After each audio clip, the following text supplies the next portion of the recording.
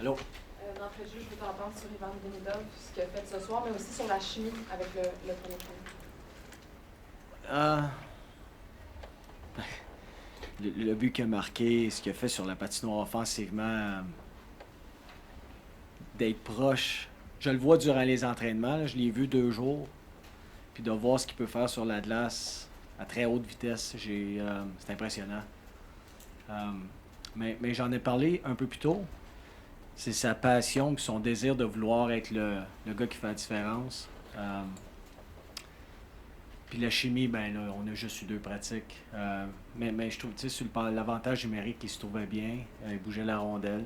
Des gars intelligents. Les 3, c'est des gars qui ont du hockey sense. Donc, il y avait des bons moments, des moins bons moments, surtout défensivement. Là, c'était surtout leur chimie défensive qui était un peu moins bonne. Quelle valeur le coach donne à ce que Yvan a fait ce soir? Les partisans sont contents, ils ont eu ce qu'ils voulaient. À la limite, on pense qu'il y a un potentiel d'être un crowd pleaser, mais le coach, lui, il pense quoi de ce qu'il a fait? Je sais pas si je peux l'expliquer de la bonne façon, mais ce que je vais te dire, c'est que chaque fois que tu l'envoies sur la glace, tu as l'impression qu'il va se passer quelque chose, puis il se passe quelque chose, puis il y a une chance de marquer. Écoute, on a beaucoup de chances de marquer ce soir. Il fait partie de ces chances-là en grande majorité. Mais ce qu'il peut faire sur la patinoire, c'est pas de la chance. C'est pas. C'est un gars qui a travaillé sur sa game. Il est encore très jeune. Il va encore s'améliorer. Mais tu as un outil où tu as un joueur comme lui qui peut faire la différence à chacune de ses présences. Donc, pour un coach, c'est le fun à voir. Pascal.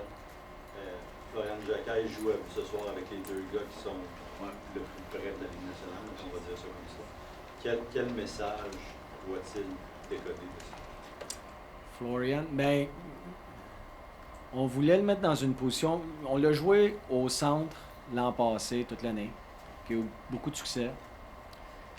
Il a marqué 24 buts sans jamais vraiment toucher à l'avantage numérique. On veut élargir son utilisation, puis le mettre dans des positions différentes. Puis avec Kapanen puis Demidov, on voulait une présence physique. On voulait aussi quelqu'un que si quelqu'un regarde Demidov de travers, ils savent que Flo il est sur la glace. Puis il n'a pas eu besoin de faire rien de ça, mais puis ça, il sait ce rôle-là, cette partie-là, il sait, il n'a pas besoin d'en parler bien. Mais de pouvoir jouer avec ces 2-là, de pouvoir contribuer, pas juste d'être une force physique, mais de contribuer offensivement et défensivement. Et Kapanen, c'est un droitier. Flo, c'est un gaucher. Il s'échange les face-offs. Donc, on pouvait... j'ai trouvé ça le fun de les voir, les 3 ensemble. Je pense que si on avait plus de temps, on a juste 2 games, mais si on avait plus de temps, on pourrait développer quelque chose d'intéressant.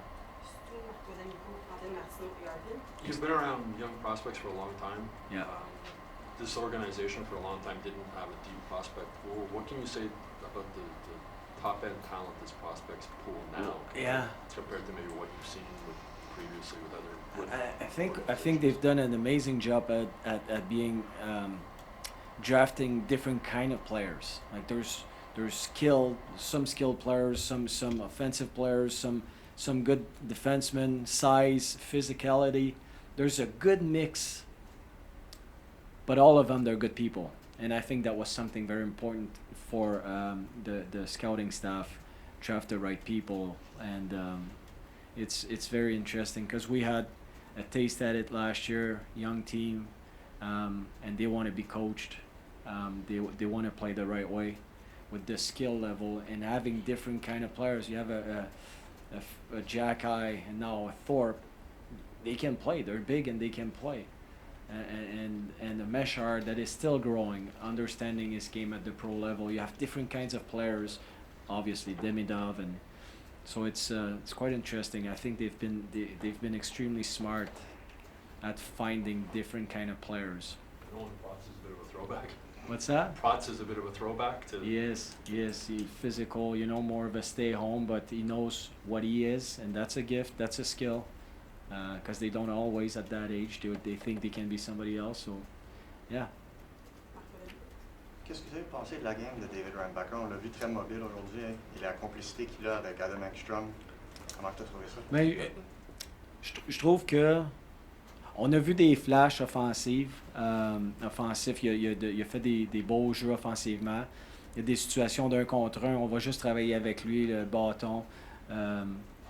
Parce qu'il a un bon bâton, mais ce soir, j'avais l'impression que ce soir, il y avait des moments où on voyait qu'il n'avait pas joué l'an passé, ou qu'il n'a pas joué beaucoup, il manquait un petit peu de millage. Puis là, ben, c'est le premier match. Mais écoute, il y a tellement de potentiel. Lui et Engstrom, c'est deux bons prospects pour l'équipe. Comment tu as trouvé le match d'Owen Beck?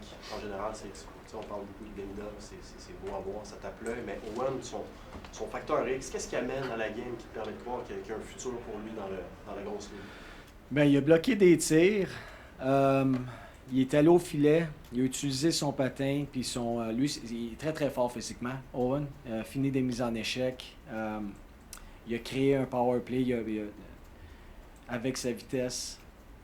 Il y a eu quelques revirements, mais c'est le premier match de la saison. Donc, mais je pense que ce qu'on a vu de Owen Beck ce soir, c'est peut-être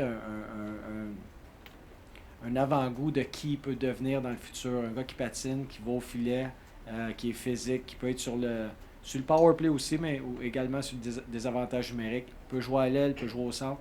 Il y a beaucoup d'outils intéressants. Puis c'est un gars qui est... c'est un cérébral, il étudie la game, donc on va voir où ça va mener tout ça, mais il y a beaucoup d'outils pour lui. Just to go back to Demidov, you mentioned earlier how you got a sense that when he got on the ice, he wanted, there was that shift in the third period that really lit the building on fire a little bit. He took it up the left wing and beat his man pretty spectacularly. Did you get a sense when you sent him over the boards that something particular? Did you get a particular sense at that point that something was about to happen? Well, he's pushing, right? He's pushing the game, and he's such a smart offensive player that he knows how to create some space for himself so we can see his skills. I mean, he's an amazing player. But I got to know him this week a little bit, not that much. And his passion for the game is, for me, that's a skill that he has. He was disappointed after the game. He's not happy. He wants to win. So, yeah, we're lucky to have him. And the fans, I mean, it's going to be awesome. It's going to be fun to watch for a lot of years. You accepted the fact you're not getting him? No, I'm not getting it.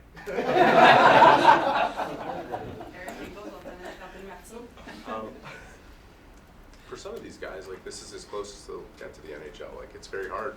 There's only limited space, right? Like, to be in the atmosphere that they got to play in tonight, how much do you think it pushes everybody to be the guy? It's amazing. It's hard to describe. I'm 53 years old. I'm an older man compared to those guys, and I feel the energy from those people. And I can only imagine, and I've been in the NHL for years. I've playoffs, and I feel it. And for those guys, for some guys, unfortunately, it's the only time they're gonna wear an NHL jersey. Just to experience that is a story you're gonna tell your kids and grandkids. And at the same time, for us, I feel like we can evaluate players on how they react when you're on the big stage. So there's a lot of components to it, but it's such a privilege to be there with those guys and for them to wear that jersey. When I told Luke Tuck that he was going to be the captain, he's a very serious guy. He's by the book. He's a good influence on everyone. He said, "Coach, you have no idea what it means to me to have a C on my jersey wearing the Montreal Canadian logo. I don't know what it means to him, but I know it's big. So it's a huge privilege." Un peu sur le même sujet, mais il y a eu des rumeurs selon lesquelles tu allais peut-être quitter cet été, tu as choisi de demeurer avec le club. camp des recrues, le building est plein, des gens dans la rue avec des chandails du Canadien, comme si on était en série. Tu sais, tu es un gars de la place. C'est quoi être coach dans l'organisation du Canadien? Qu'est-ce que ça représente pour toi? Je regardais à chaque fois que je viens, puis je viens souvent durant la saison, à chaque fois que je peux, en fait, venir voir l'équipe lorsqu'on ne joue pas. Puis à chaque fois, je regarde les gens qui ont passé dans l'organisation. Guy Lafleur, c'était mon idole. Puis je vois sa photo à côté de Maurice Richard dans le lounge. Puis tu te dis, tu fais partie de ce groupe-là. Ça peut peut-être court, ça va peut-être être long, je ne sais pas. Mais aujourd'hui, je suis là avec eux autres. Puis de savoir que je fais partie de l'organisation du Canadien de Montréal, je peux pas te le décrire. C'est impossible. Parce que c'est une grande, grande fierté. Puis quand je suis en arrière du banc avec le Rocket de Laval, ou ici au Centre Bell, avec les... J'ai vraiment l'impression, comme je disais l'an passé, j'étais avec ma gang. Tu sais, c'est chez nous. On est ensemble, puis on essaie de battre une autre équipe. Mais on travaille ensemble. Fait que c'est le moins que je me sens. Hi, Pascal. When you're preparing for these rookie games, how do you go about finding that balance of wanting to implement structure for some of these guys that are new, Yeah. and allowing them to kind of just lean on their instincts? Yeah. We keep it very simple. So we introduce a few concepts in every zone, offensively and defensively, a few face-offs, positions on the power play, and then from there you don't want to you don't want to play with their brains too much, in a sense that too many details. They need to be able to play, and we want to see what they can do without too much info, and see how they're going to react. So there's a fine balance, because it'd be easy for us coaches to overload them with info, but we don't. We keep it simple, and like before the game, I told them a few things, but one of the things was just focus on what you're good at. Just bring. If you're nervous, just bring what you're good at, and we'll be fine. And so it's. But there's a fine line between too much and not enough. Yeah. That's it.